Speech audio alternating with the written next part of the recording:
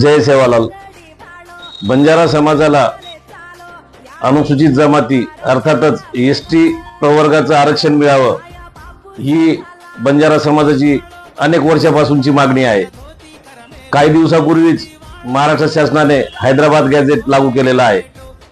Hyderabad gadget नुसार बंजारा समाज हा आंध्र प्रदेश, तेलंगणा आणि अनेक राज्यांमध्ये एसटी प्रवर्गामध्ये आहे.